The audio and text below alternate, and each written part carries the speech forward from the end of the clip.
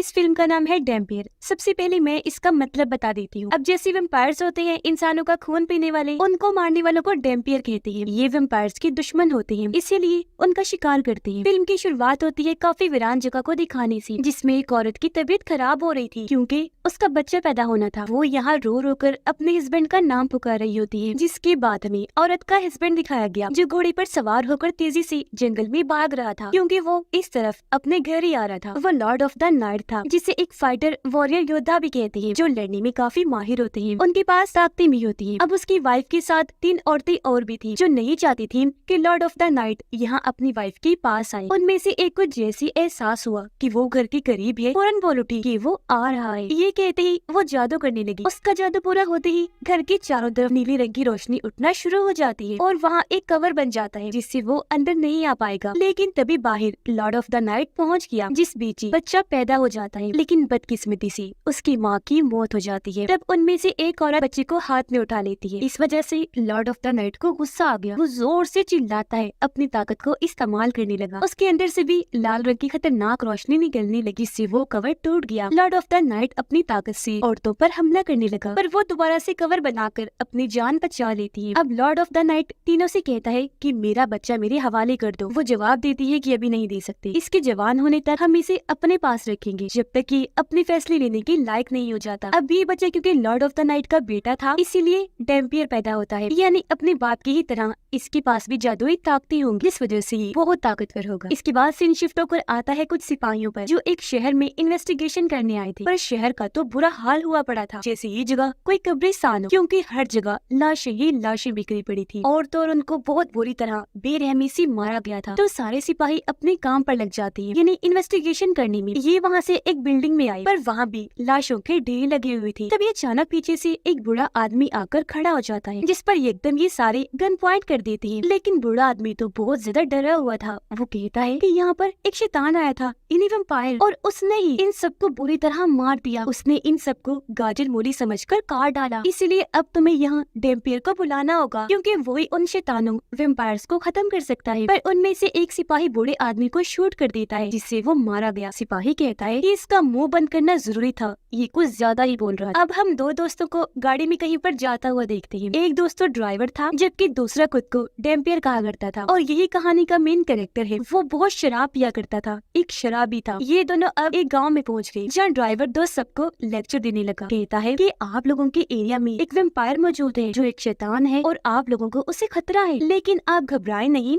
मैं अपने साथ एक ऐसे आदमी को लाया हूँ जो वैम्पायर्स का दुश्मन है, और उसका नाम डैम्पियर है। वो वैम्पायर से लड़कर आप सब लोगों को बचा देगा। लेकिन डैम्पियर तो साइड में खड़ा होकर एक के बाद एक शराब की बोतल खत्म कर रहा था। दरअसल ये लोगों को झूठ मूठ डैम्पियर का कहकर उन्हें पागल बना रहे थे, उनसे पैसे बटोरने के लिए। हकीकत में वो लड़का कोई डैम्पियर नहीं था, ये लोगों के साथ फ्रॉड कर रहे थे। अब डैम्पियर एक दरवाजे के पास जाकर अजीबोगरीब उल्टे सीधे एक्शन करने लगता है। फिर उन्हें बड़े यकीन से कहने लगा कि वो वैम्पायर मर चुका है, आप लोगों को अब से कोई खतरा नहीं, सब लोग आजाद हैं। उधर वो सिपाही जब शहर में थी तो आधे अंदर मौजूद थे, जबकि 2 बाहर पहरा दे रहे थे। अब बाहर वालों को एक लड़की की आवाज सुनाई दी, जो मदद के लिए पुकार रही थी। इनकी तरफ भी आने लगती है। अब एक सिपाही जैसे उसके करीब गया, पता चलता है कि वो कोई आम लड़की नहीं बल्कि वैम्पायर है, जो इन्हें देखते ही अपने लंबे लंबे नाखून बाहर निकालकर एक का गला काट देती है। उसकी आवाज सुनकर बाकी सिपाही भी बाहर आ गए और वैम्पायर लड़की पर शूट करने लगते हैं। उसके साथ दूसरा वैम्पायर भी था, जो दोनों बहुत खतरनाक थे। हालांकि सिपाही इतने सारे थे, इन पर गोलियों की बारिश की जा रही थी, लेकिन सिर्फ ये 2 वैम्पायर से किसी के भी काबू आ ही नहीं रहे थे, और 4-5 सिपाहियों को मार गिराते हैं, उनका खून पी जाते हैं। अब जब वो गई तो हेड अपने कमांडर को कहता है कि इन वैम्पायर्स का खात्मा करने के लिए हमें डैम्पियर को बुलाना होगा। मैं एक डैम्पियर को जानता भी हूँ। ये सुन कमांडर कहता है, तुम क्या पागल हो गई हो, कैसी फजूल बकवास कर रहे हो, कोई डैम्पियर शैम्पियर नहीं होता। हेड कहता है, सर होता है, आपने देखा नहीं कि हमने अंधाधुंध गोलियां उन पर चलाई, लेकिन उन पर कोई असर नहीं हुआ, तो आप फिर हमें कैसे बचा पाओगे? मेरी मानो तो उस डैम्पियर को बुला ही लो, मैं उसे अच्छे से जानता हूँ। जिस पर कमांडर मान गया। इसीलिए कुछ सिपाहियों को उस नकली डैम्पियर के पास भेजता है, उस शराबी के पास, जो इस वक्त एक लड़की की लाश को दफन कर रही थी। सिपाही यहाँ आकर डैम्पियर और उसकी दोस्त को पकड़ लेती है और ले आती है कमांडर के पास। कमांडर डैम्पियर से कहता है कि मैं तो नहीं जानता कि तुम कौन हो, पर इतना बता दो कि वैम्पायर्स कैसे मरते हैं। ये सुन डैम्पियर फौरन बोला, अरे पागल कैसी बातें कर रहे हो, ये वैम्पायर्स वगैरह कुछ नहीं होते, मैं तो बस ऐसी मन घड़त बात बनाकर लोगों को पागल बनाता हूँ उनसे पैसे लेने के लिए। जिस पर हेड कहते हैं नहीं सर,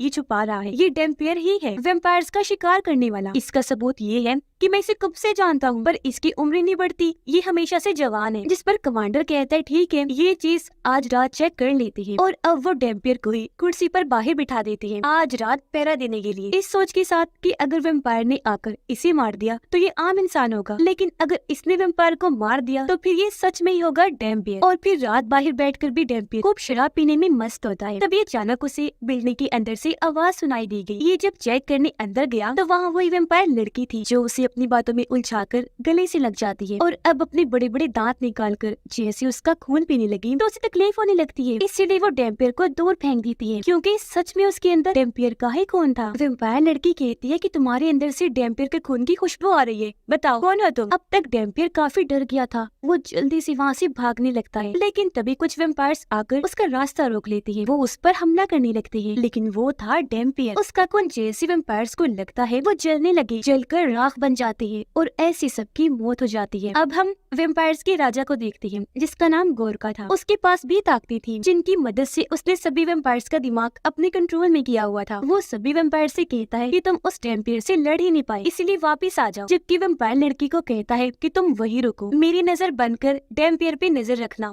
और वहाँ पर ही रहना। गोरका ने क्योंकि इनका दिमाग कंट्रोल किया हुआ था, इसीलिए वो अपने ठिकाने पर रहकर ही इन लोगों के जरिए वहाँ सब कुछ देख सकता था। यही वजह है कि वेम्पायर्स लड़की को डेम्पियर के पास ही छोड़ देता है। अगली सुबह कमांडर अपने साथियों के साथ बाहर आया ये देखने की आखिर कल रात क्या हुआ होगा। उसे यहाँ वेम्पायर्स की जली हुई लाशें मिलती है, इसलिए वो सीधा डेम्पियर के पास गया, पूछता है कि आखिर तुमने इन सबको कैसे मारा। डेम्पियर जवाब देता है कि इन सब की एक वेम्पायर साथी अंदर भी मौजूद है जो मेरी दोस्त बन चुकी है। इसीलिए अब कमांडर अपनी टीम के साथ बिल्डिंग के अंदर जाने के लिए निकल पड़ता है। उसकी टीम काफी डरी हुई थी, कमांडर को कहती है कि हमें अंदर नहीं जाना चाहिए, चलो वापस चलती है। इन वेम्पायर्स शैतानों से कौन लड़े, पर कमांडर उनकी एक नहीं सुनता, बिल्डिंग के अंदर चला जाता है। पर यहाँ उसकी टीम गद्दारे पर उतर आती है। वेम्पायर लड़की को देखकर वो बहुत डर गई, अपने कमांडर को कहती है कि तुम्हें यहाँ आने का बहुत शौक था ना, इसीलिए अब तुम यही इस वेम्पायर के साथ रहोगे, तुम्हारे साथ डेम्पियर और उसका दोस्त भी होगा, हम यहाँ से जा रहे हैं। जो कहकर उन्होंने इन लोगों को यहाँ पर बंद कर दिया और यहाँ से जाने लगे। डेम्पियर अपने ड्राइवर साथी को कहता है कि देखो यहाँ पर बहुत खतरा है, इसलिए तुम भी उन सिपाहियों के साथ चले जाओ। पर उसके दोस्त ने साफ साफ मना कर दिया, ये कहकर कि मैं तुम्हारे साथ यही रहूंगा। लेकिन डेम्पियर ने जैसे तैसे उसे मनाकर सिपाहियों के साथ भेज ही दिया। जिसके बाद डेम्पियर उस लड़की से बात करने लगा जो अपना नाम अलेक्सा बताती है और कहती है कि मैं गोरका के लिए काम करती, वो मेरे दिमाग को भी कंट्रोल कर सकता है, पर मैं उससे बिल्कुल खुश नहीं, उसके साथ काम करना नहीं चाहती, बल्कि उसकी जान लेना चाहती हूँ क्योंकि वो मुझसे गलत काम करवाता है जो मैं नहीं करना चाहती। डेम्पियर उससे पूछता है कि तुम मेरे बारे में क्या जानती हो, जिस पर वो कहती है कि तुम लॉर्ड ऑफ द नाइट के बेटे हो। लॉर्ड ऑफ द नाइट जिससे भी शादी करता है उससे तुम जैसे लोग डेम्पियर पैदा होते हैं। जिससे यहाँ हम समझ गए कि शुरुआत में जो डेम्पियर बच्चा पैदा हुआ था वो और कोई नहीं बल्कि यही था। आगे वो कहती है कि तुम डेम्पियर भी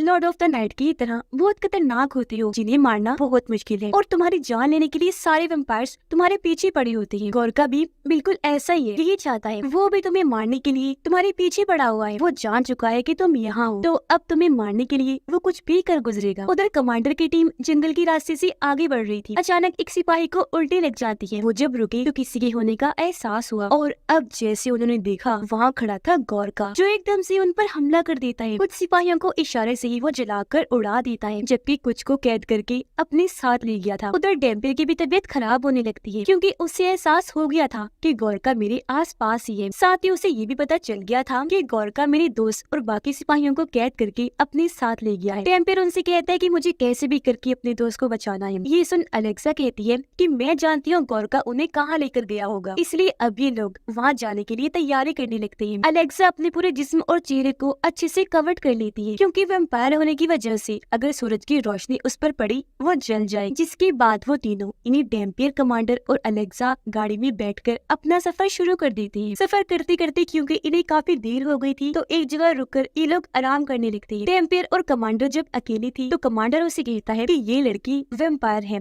इसलिए मुझे तो इस पर यकीन ही नहीं। उनकी ये साथ ही अलेक्सा सुन लेती है। हालांकि वो काफी दूर थी, लेकिन ये उसकी ताकत थी। चाहे कोई कितना भी दूर से उसके बारे में बात करता, वो सुन सकती थी। इसीलिए वो कमांडर को कहती है कि अगर मैंने तुम्हें कोई नुकसान पहुंचाना होता या मारना होता तो मैं तुम्हें 10 बार मार चुकी होती, समझे? इसीलिए आराम से रहो। टेम्पियर साइड में जाकर अपने जख्मों को देखने लगता है, जो अपने आप ही भरने लगती है। ये देख उसके पास अलेक्सा बताती है कि ये देखकर तुम्हें अजीब लग रहा होगा, है ना? लेकिन अब से तुम्हारे साथ यही होने वाला है। हमेशा चोट लगने पर तुम्हारे जख्म ऐसे ही खुद ब खुद बढ़ जाया करेंगे। उधर गोरका ने कमांडर के सभी सिपाहियों को अपने पास कैद कर लिया था, जंजीरों से बांधकर। गोरका का साथी वहाँ कुछ सिपाहियों को पकड़ के लाता है, जिन्हें गोरका अपना खून निकाल कर पिला देता है, ये कहते हुए कि आज से तुम भी मेरे सर्वेंट बन चुके हो। यानी उसने इनको भी वेम्पायर बना दिया था। उधर वो तीनों जब आगे बढ़ रहे थे तो कमांडर कहता है कि जब हम उस शहर में दाखिल होंगे तो तब वेम्पायर्स और गोरका का खात्मा कैसे करेंगे, क्योंकि इन गोलियों से तो उनका कुछ नहीं होगा। जिस पर डेम्पियर कहता है कोई मसला नहीं, उनसे निपटने के लिए मेरे पास एक हल है। वो सारी गोलियों को टेबल पर रखता है, फिर चाकू से अपना हाथ काट कर खून निकालता है और उन गोलियों पर डालने लगा। कहता है कि अब ठीक है, मेरे खून की गोलियां खाते ही सभी वेम्पायर जलकर मारे जाएंगे। तभी अलेक्सा कहती है मुझे भी गन चाहिए, लेकिन कमांडर ये सुनकर उससे बदतमीजी करने लगता है, जिस पर अलेक्सा को गुस्सा आ गया। यहाँ वो उसे अपनी ताकत दिखाती है, गले से पकड़कर दीवार के साथ लगाकर ऊपर कर देती है। फिर कहने लगी कि मैंने तुम्हें पहले भी कहा, मैं अगर तुम्हें मारना चाहती तो 10 नहीं 70 बार मार चुकी होती, आई समझ? इसीलिए अब ज्यादा बनने की जरूरत नहीं है,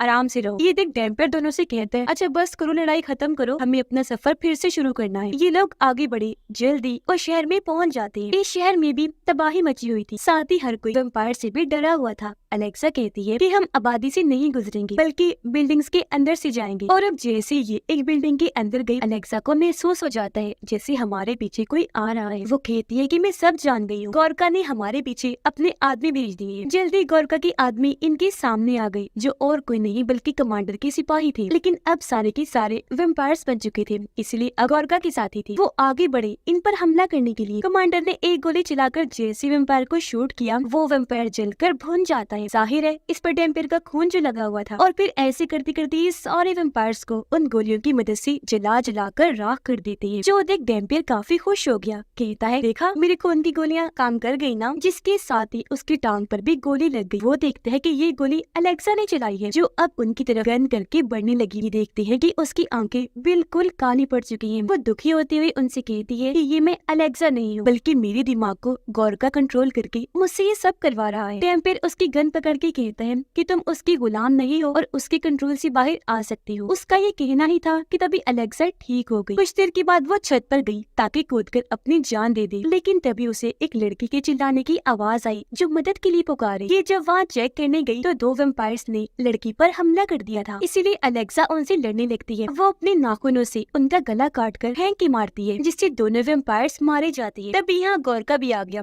वो अलेक्सा को कहता है कि तुम मेरे साथ गद्दारी क्यों कर रही हो, जिस पर वो कहती है मैं तुम्हारे गुलाम बन के नहीं रह सकती, तुम्हारी कठपुतली तो बिल्कुल नहीं बन सकती जिससे तुम जो चाहे करवा सकती हो। जिस पर गोरका को गुस्सा आ गया, वो अलेक्सा को मारने लगा, उसके गले से उठाकर दूर फेंक के मारता है, फिर उसे भी कैद करके अपने साथ ले गया। डेम्पियर और कमांडर फिर से अपना सफर शुरू करते हैं। डेम्पियर की टांग पर जहाँ गोली लगी थी उसका जख्म बिल्कुल ठीक हो गया था और अब ये उस जगह पर पहुँच जाती है जहाँ पर गोरका था। दोनों अलग अलग होकर पूरी बिल्डिंग को चेक करने लगे, लेकिन यहाँ कमांडर को कुछ होने लगा। उसे अपनी फैमिली की यादें आने लगती है, क्योंकि ये सब गोरका की चाल थी। वो कमांडर के दिमाग को भी कंट्रोल करने लगा था। मौके का फायदा उठाकर वो कमांडर को भी कैद कर लेता है। जैसे कमांडर की आंखें खुली, वो खुद को जंजीर से लटका हुआ पाता है, जिसके सामने अलेक्सा भी लटकी हुई। तभी यहाँ कमांडर का साथी आ जाता है, जो अब वेम्पायर बन चुका था। वो अलेक्सा को तकलीफ देने लगा, आग के गोले से उसको जलाने लगता है। वो बेचारी तड़पने लगी। ये देख कमांडर को गुस्सा आ गया। वो अपने साथी को कहता है कि मैं तुम्हें छोड़ूंगा नहीं, छोड़ दो उसे, इधर मेरे साथ आकर निपटो। जिस पर वो वेम्पायर कमांडर के पास चला जाता है। ये जब बातें कर रही थी तो इस बीच अलेक्सा को मौका मिल गया था। वो अपनी जंजीर को खींचने लगती है ताकि ये टूट जाए, पर इस बीच वेम्पायर ने अपने बड़े बड़े नाखून कमांडर के अंदर घुसा दिए थे। इससे पहले वो फिर से वार करता, अलेक्सा जंजीर को खींचकर तोड़ने में कामयाब हो जाती है। वो फिर जंजीर से वेम्पायर के गले को जकड़ देती है। फिर वो दूसरी साइड पर जाकर जंजीर को वहाँ लपेट देती है। जैसे जोर लगाकर खींचती है, वेम्पायर वही मारा जाता है। पर यहाँ अब अलेक्सा की तबीयत भी खराब होने लगती है। उसकी हालत मरने वाली हो गई थी, इसलिए कमांडर उसे अपना खून निकाल कर पिलाता है, जिससे वो ठीक हो गई और ऐसे इन दोनों की दोस्ती हो जाती है। डेम्पियर बिल्डिंग की छानबीन करते हुए आखिरकार गोरका के पास पहुंच जाता है। उसे देखते ही गोरका कहता है, आओ आओ लड़की,